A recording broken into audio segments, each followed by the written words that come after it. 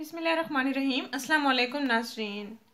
15 दिन में लटका हुआ पेट कम करें और 5 किलो वज़न शर्तिया घटाएं। अपने जिस्म की फालतू चर्बी को पिघलाएं। सर्दियों में इस्तेमाल होने वाला सेहत के लिए मुफीद मशरूब। इंशाअल्लाह आपकी हर तकलीफ दूर हो जाएगी। नाज़रीन, क्या आप मोटापे का शिकार हैं? क्या आपका वज़न भी दिन ब दिन बढ़ रहा है? तो आइए नाज़रीन, आज हम आपको बताएं कि वज़न कैसे कम किया जाए और कोलेस्ट्रॉल को कैसे कम किया जाए। नाज़रीन, हमें वो ग़िज़ाएं इस्तेमाल करनी चाहिए जिनमें चिकनाई कम हो, जिनमें कोलेस्ट्रॉल कम हो। कोलेस्ट्रॉल जिस्म में चर्बी की मिकदार बढ़ाने और चर्बी की ग्रोथ में अहम किरदार अदा करता है। इसलिए कोलेस्ट्रॉल की बुनियादी सतह को तोड़ें और मोटापे से निजात पाने की कोशिश करें।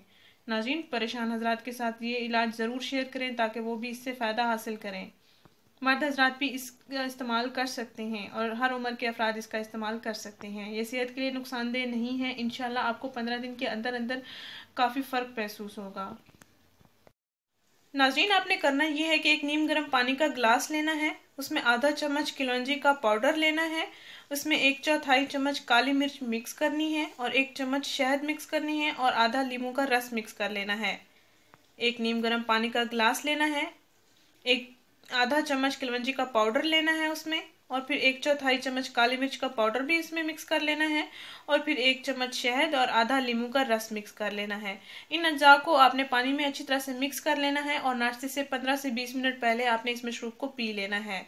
15 दिन मुसलसल आपने इस मशरूब का इस्तेमाल करना है ताकि आपको वाज़े फ़र्क नज़र आए।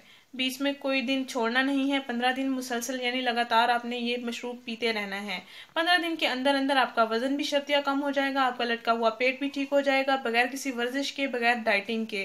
ज़िचकी के बाद खवातीन का पेट लटक जाता है, उनके लिए ये बेहतरीन इलाज है।